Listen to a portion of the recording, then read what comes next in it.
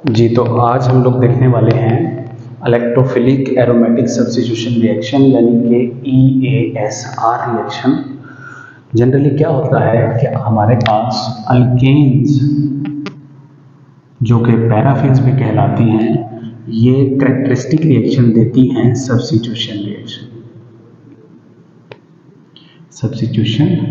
Reaction. आपने बचपन में रिएक्शन देखा होगा कि CH4 प्लस क्लोरीन रेडिकल मिले तो ये बनाते हैं CCl4 जो कि लास्ट प्रोडक्ट होता है। हर एक हाइड्रोजन हर एक क्लोरीन रेडिकल के साथ रिप्लेस होता है और CCl4 बनता है। तो इन रिएक्शन को क्या बोलेंगे? Substitution reaction. इसी तरह एडिशन रिएक्शन भी होते हैं हमारे पास। वो जनरली होते हैं, वो देते हैं हमें अल्कीन्स और अल्काइंस, ठीक है, अनसैचुरेटेड कंपाउंड्स। आपने देखा होगा कि डबल बॉन्ड के ऊपर HX का एडिशन, तो एक तरफ हाइड्रोजन आके जुड़ जाता है और एक तरफ हेलोजन आके जुड़ जाता है। तो ये कैरेक्टरिस्टिक रिएक्शंस हैं अल्कीन्स और अल्काइन के एडिशन रिएक्शंस हैं। और अल्केन्स क्या देते हैं? Substitution reaction. आपको पता है कि जो बेंजीन है ये बेसिकली एक अनसैचुरेटेड कंपाउंड है। अनसैचुरेटेड के होते हुए भी ये सब्स्टिट्यूशन रिएक्शन देती है। इसका मतलब क्या है कि ये इनर्ट होगी, क्योंकि अल्केन्स आर इनर्ट, तो ये भी अपना इनर्ट बिहेवियर शो करती है। और यहाँ पे इसके जो हाइड्रोजन होता है या हाइड्रोजन होते हैं वो सारे रिप्लेस हो जाते हैं, और रिप्लेस होने के बाद वो इस तरह किसी इलेक्ट्रोफाइल से जुड़ जाते हैं। तो आप देखिए हाइड्रोजन को रिप्लेस कर दिया है किसी इलेक्ट्रोफाइल ने, तो हम लोग बोल सकते हैं कि बेंजीन भी सब्स्टिट्यूशन रिएक्शन देती है, और यही हम लोग पढ़ने वाले हैं, ठीक है। बेसिकली अगर देखें कि ये कैसे होता है, तो हमारे पास बेंजीन है प्लस कोई इलेक्ट्रोफाइल आएगा। इलेक्ट्रोफाइल का मतलब क्या है कि इलेक्ट्रॉन सीकिंग स्पीशीज, इसको इलेक्ट्रॉनों की तलाश है। और बेंजीन जो है ये इलेक्ट्रॉन रिच है, इसमें क्योंकि पाई इलेक्ट्रॉनिक क्लाउड घूम रहा होता है, ये इलेक्ट्रॉन रिच है। तो ये बेंजीन के जब इसके इलेक्ट्रोफाइल के पास आएगी तो इलेक्ट्रोफाइल बेंजीन की डेंसिटी में ट्रैप हो जाएगा, ठीक है। और ये यूनिट पॉजिटिव चार्ज है, इसको थोड़े से इलेक्ट्रॉन मिले हैं तो पार्शियल चार्ज आ जाएगा। अब जब पार्शियल चार्ज आ गया इस पर, तो मज़ीद अगर ये फर्दर प्रोसीड हो तो ये किसी एक कॉर्नर पे या कार्बन से अटैच हो जाता है और ये हाइड्रोजन रिमूव हो जाता है। तो इस तरह जो बेंजीन है ये भी electrophilic aromatic substitution reaction show करती है, जो हम लोग आज पढ़ने जा रहे हैं।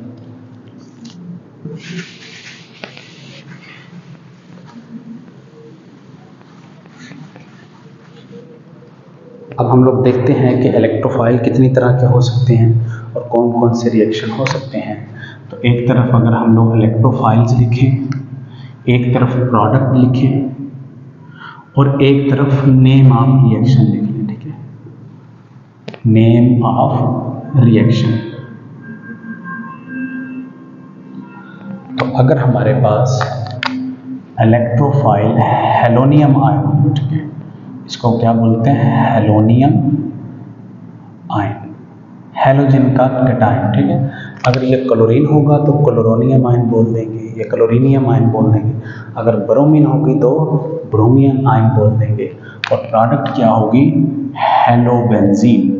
हेलोबेंजीन का मतलब क्या है कि बेंजीन रिंग के ऊपर हेलोजन एटम आकर जुड़ जाएगा, और इस प्रोसेस को बोला जाएगा हेलोजिनेशन, यानी कि हेलोजन एटम को जोड़ना। इसी तरह ही अगर हमारे पास NO2 प्लस आ जाए, इसको बोला जाएगा नाइट्रोनियम आयन, ठीक है। तो अगर ये नाइट्रोनियम आयन आके जुड़ेगा बेंजीन के ऊपर तो प्रोडक्ट कुछ इस तरह का बनेगा, NO2 ग्रुप आ जाएगा इसके ऊपर, और इसको बोला जाएगा नाइट्रेशन ऑफ बेंजीन, ठीक है। अगर इसी तरह ही हमारे पास इलेक्ट्रोफाइल SO3 आ जाए, सल्फर डाइऑक्साइड, तो ये आके बेंजीन रिंग के ऊपर जुड़ जाएगा और ये SO3H बनाएगा और इसको बोला जाएगा सल्फोनेशन, यानी कि बेंजीन के ऊपर SO3H ग्रुप जोड़ना सल्फोनेशन कहलाएगा। इसी तरह चौथा रिएक्शन है आपके पास, अगर आपके पास कहीं पे R+ आकर जुड़ता है, R+ का मतलब क्या, कार्बोकेटाइन, तो ये बेंजीन के ऊपर जुड़ जाएगा। तो ये बेंजीन के ऊपर जब जुड़ेगा तो इसको क्या बोलेंगे, Friedel craft alkylation. Friedel craft 2 scientist थे और अल्काइलेशन से मुराद है अल्काइल ग्रुप का बेंजीन पे आके जुड़ना। और इसी तरह लास्ट रिएक्शन है, अगर आपके पास एसाइलियम आयन आए, इसको क्या बोलेंगे, एसाइलियम आयन। तो अगर ये बेंजीन के ऊपर आके जुड़ेगा तो एसाइल बेंजीन बनेगी, C+O और R, ठीक है। इस ग्रुप को क्या बोलेंगे, एसाइल ग्रुप। तो जब ये जुड़ेगा तो इसको बोलते हैं फ्रीडल क्राफ्ट एसाइलेशन। ये 5 तरह के रिएक्शंस बेंजीन के ऊपर हो सकते हैं और ये 5 तरह के इलेक्ट्रोफाइल जोड़े जा सकते हैं। अगर बेंजीन के ऊपर कुछ भी लगाना हो आपने, मान ली यहाँ पे कोई और ग्रुप लेके आना हो इन 5 के अलावा, तो उसके लिए क्या है, पहले इन 5 में से कोई एक ले आएंगे और उसके बाद कोई ऐसा रीजन डालेंगे जो इसको आगे कन्वर्ट कर देगा। तो फंडामेंटली हम लोग ये 5 रिएक्शंस को ही इस्तेमाल करते हैं। और ये आप देख लें कि इसमें जो 4 इलेक्ट्रोफाइल हैं वो पॉजिटिवली चार्ज्ड हैं और एक जो है ये न्यूट्रल है, ठीक है। तो कभी कभार पूछा जाता है कि नाइट्रेशन के लिए कौन सा इलेक्ट्रोफाइल है, तो बताना है NO2+, और सल्फोनेशन के लिए क्या है, SO3 न्यूट्रल। अब हम लोग इन रिएक्शंस को एक एक करके पढ़ते हैं कि कैसे मैकेनिज्म इनका प्रोसीड होता है। हमारा काम क्या होगा कि पहले इलेक्ट्रोफाइल बनाओ और बेंजीन के ऊपर चिपकाओ। सबसे पहले अगर हम लोग देखें, फर्स्ट वन होगा हैलोजिनेशन ऑफ बेंजीन, यानी कि बेंजीन के ऊपर हैलोजन लगाना। अब हम लोग कैसे लगा सकते हैं, पहले इलेक्ट्रोफाइल बनाएंगे और इलेक्ट्रोफाइल बनाने के लिए अगर इसका वन लाइनर देखें तो कैसा होगा, बेंजीन प्लस कोई रीजन डालेंगे और वो रीजन इलेक्ट्रोफाइल बना के देगा और इलेक्ट्रोफाइल एट लास्ट बेंजीन के ऊपर आ जाएगा। यानी कि बेंजीन से हेलो बेंजीन बना रहे हैं हम लोग। और यहाँ पे जनरली जो रीजन यूज़ किए जाते हैं वो FeCl3 और Cl2 यूज़ कर लेते हैं, ठीक है। या अगर इसको X से हम लोग लिखें FeX3 और यहाँ पे X2 लिख सकते हैं। X कोई भी एटम हो सकता है, लाइक हैलोजन के अंदर से क्लोरीन, ब्रोमीन, फ्लोरीन और आयोडीन वगैरह। या और करके हम लोग लिख सकते हैं AlCl3 और या AlX3 लिख लें और X2। ये जनरली यूज़ किए जाते हैं और ये बड़े फेमस हैं हैलोजिनेटिंग एजेंट्स। अब इसका क्या मैकेनिज्म है, मैकेनिज्म में सबसे पहले हमारे पास इलेक्ट्रोफाइल का जनरेशन है। तो हमारे पास क्या होगा, AlX3 प्लस X2। आपको पता है कि ये सेम इलेक्ट्रोनेगेटिविटी के हैं, तो इंस्टेंटेनियस डाइपोल, इंड्यूस डाइपोल इनमें होगा। तो ये इलेक्ट्रॉन डेफिशिएंट कंपाउंड है, तो ये पूरा पेयर उठ के ये इस तरफ कोऑर्डिनेट हो जाएगा। तो हमारे पास जो प्रोडक्शन होगा वो AlX4 नेगेटिव का होगा प्लस X पॉजिटिव का हो जाएगा, ठीक है। अब यही हमारा क्या है, इलेक्ट्रोफाइल बन चुका है जो कि आके बेंजीन के ऊपर अटैक करेगा। अब बेंजीन रिंग आप लें, अब जिस कोने के ऊपर आपने चिपकाना है इलेक्ट्रोफाइल, वहां से एक हाइड्रोजन शो कर ले प्लस इलेक्ट्रोफाइल। अब आपने पोलराइज करवाना है इसको बांड को, यानी कि अगर ये बांड टूटे, यहाँ पे प्लस आएगा, यहाँ पे माइनस, इलेक्ट्रॉन यहाँ पे आ जाएंगे और इस कोने से अटैक करेगा इस इलेक्ट्रोफाइल के ऊपर। तो हमारे पास कुछ इस तरह का बनेगा कि ये यहाँ पे इलेक्ट्रोफाइल आके जुड़ चुका है, यहाँ पे हाइड्रोजन पहले मौजूद था और यहाँ पे प्लस चार्ज आ चुका है और यहाँ पे ये हो चुका है, ये स्ट्रक्चर इसी तरह रहेगा। अब ये एक इंटरमीडिएट बना है और इस इंटरमीडिएट को बोला जाएगा वीलैंड्स इंटरमीडिएट, ठीक है। ये इंटरमीडिएट वीलैंड साइंटिस्ट ने डिस्कवर किया था और ये नॉन एरोमेटिक है और ये रेजोनेंस स्टेबलाइज्ड है, रेजोनेंस स्टेबलाइज्ड। आपको ये पता होना चाहिए कि हर वो चीज़ जो स्टेबल हो वो बनती है। तो आप ये देखें, plus single bond double bond single bond double bond, तो ये जो प्लस चार्ज है यहाँ तक डिस्पर्स्ड है, तो इसलिए ये थोड़ा स्टेबल है और बनता है, ठीक है। और ये नॉन एरोमेटिक है। नॉन एरोमेटिक इसलिए है कि यहाँ पे बेंजीन एरोमेटिक थी लेकिन उसका एक कार्बन sp3 हो चुका है, डेट्स वाई ये नॉन एरोमेटिक है। अब नेक्स्ट स्टेप के अंदर क्या होगा कि आपके पास सॉल्यूशन के अंदर या रिएक्शन मिक्सचर के अंदर AlX4 भी मौजूद है, नेगेटिव, जो एक बेस का काम कर रहा है। ये यहाँ से हाइड्रोजन को ले जाएगा और ये जो हाइड्रोजन के इलेक्ट्रॉन हैं ये वापस बैक बॉन्ड बना लेंगे या बैक बॉन्डिंग कर लेंगे। तो आपके पास जो बनेगा वो इस तरह का एक एरोमेटिक सिस्टम जो कि दोबारा बन चुका है, ये हो जाएगा। और यहाँ से इलेक्ट्रोफाइल आ चुका है, प्लस अब AlHX4 है तो ये AlCl3 कैटलिस्ट दोबारा रीजनरेट हो जाएगा, प्लस HX बन जाएगा, ठीक है, यानी कि हैलोजन एसिड बन जाएगा।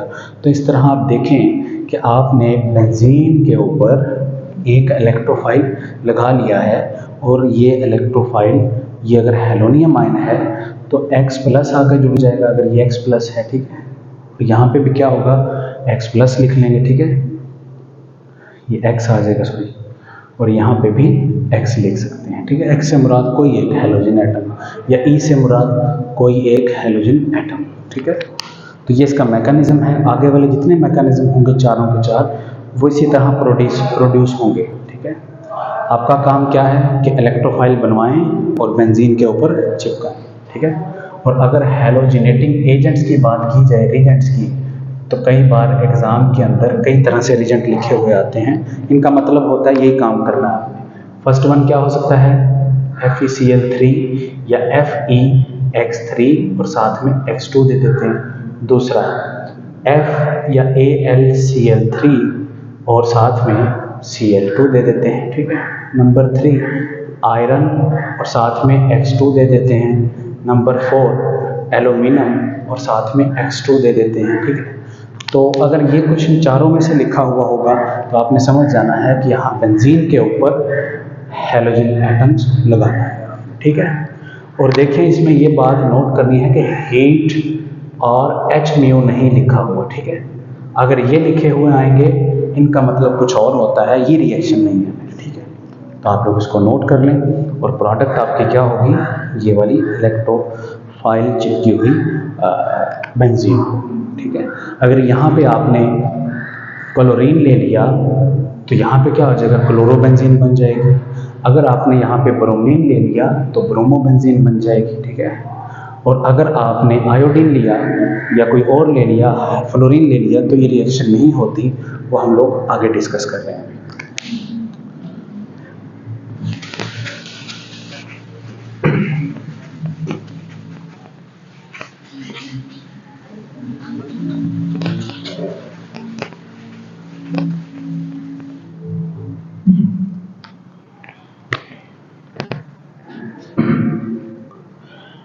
अगर हम लोग फ्लोरिनेशन करना चाहें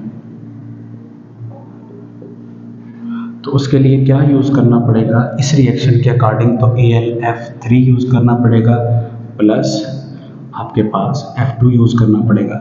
लेकिन आपको पता होना चाहिए कि F2 क्या है, बहुत ही ज़्यादा रिएक्टिव है, तो ये एक्सप्लोसिव रिएक्शन शो करता है, ठीक है। दूसरा AlF3 बहुत ज़्यादा स्टेबल है क्योंकि Al और F जो एटम्स होते हैं ये बैक बॉन्ड करके बहुत ज़्यादा स्टेबल करते हैं अपने आप को। तो ये जो वेकेंट ऑर्बिटल होता है ये बहुत कम मौजूद रहता है, कम से कम रात के इसके अंदर इलेक्ट्रॉन ऑलरेडी फ्लोरीन के आ जा रहे होते हैं, तो कैटलिस्ट के तौर पे नहीं काम करता। यानी कि अगर फ्लोरीनेशन करनी है तो उसके लिए ये रिएक्शन सूटेबल नहीं है। तो फ्लोरीनेशन के लिए एक रिएक्शन है जिसका नाम है बेल्ज-शीमांस रिएक्शन। ठीक है, ये आगे देखेंगे हम लोग क्या है बेल्ज-शीमांस रिएक्शन। और अगर आपने क्लोरीनेशन करनी है तो उसके लिए आप यहाँ पे क्या कर लेंगे, AlCl3 ले लें प्लस Cl2 ले लें, तो आपके पास बन जाएगी क्लोरोबेंजीन। अगर आपने ब्रोमिनेशन करनी है तो आप क्या ले लेंगे, AlBr3 प्लस Br2 ले लेंगे और ये भी रिएक्शन हो जाएगी। ठीक है, अगर आपने आयोडीनेशन करनी है तो उसके लिए आपको वैसे तो लेना चाहिए AlI3 प्लस I2। ये भी फिजिबल रिएक्शन नहीं है, ये रिवर्सिबल हो जाती है, क्योंकि हमने अभी देखा था कि एंड पे क्या बनता था, हमारे पास एक हैलोजन एसिड बनता था, इसके केस में HI बनेगा और HI क्या है, एक स्ट्रॉन्ग रेड्यूसिंग एजेंट है। तो वो क्या करता है, रिएक्शन को वापस ले आता है। तो इसके लिए हम लोग AlI3 और I2 यूज़ नहीं करते, बल्कि हम लोग AlCl3 यूज़ करते हैं प्लस ICl यूज़ करते हैं। ठीक है, ICl क्या है, इंटर हैलोजन कंपाउंड है। तो आपको पता है इसकी इलेक्ट्रोनेगेटिविटी ज़्यादा है, इसकी कम है। ये कोऑर्डिनेट जब करवाएगा तो क्लोरीन की तरफ इलेक्ट्रॉन होंगे और क्लोरीन यहाँ से टूट के इसके साथ कोऑर्डिनेट कर लेगा। तो यहाँ पे क्या बनेगा, AlCl4 माइनस प्लस आयोडीनियम। अब ये वाला इलेक्ट्रोफाइल बेंजीन के ऊपर आप लगा सकते हैं। तो अगर नटशेल में बात करें तो आयोडीनेशन के लिए ये नहीं यूज़ करेंगे बल्कि ICl यूज़ करेंगे, ताकि आयोडीनियम आयन प्रोड्यूस हो और बाद में जो हैलोजन एसिड HCl बनेगा वो एक स्ट्रॉन्ग रिड्यूसिंग एजेंट नहीं है। तो डेट्स वाई ये वाला एक फिजिबल मेथड है। तो आप लोग बोल सकते हैं कि फ्लोरीनेशन भी इस मेथड से नहीं होगी, आयोडीनेशन भी इसी से होगी, लेकिन थोड़ा सा चेंज करना पड़ेगा। लेकिन क्लोरीनेशन एंड ब्रोमिनेशन आप लोग स्मूथली रन करवा सकते हैं। तो हमने देखा कि हैलोजिनेशन बेंजीन के ऊपर हैलोजन एटम को लगाना है और चारों हैलोजन एटम हम लोग लगा सकते हैं। बस फ्लोरीनेशन इससे नहीं की जाती, एक्सप्लोसिव होती है।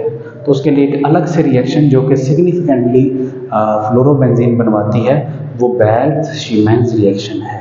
तो वो हम लोग आगे डिस्कस करते हैं। तो आप लोग नोट डाउन कर लें।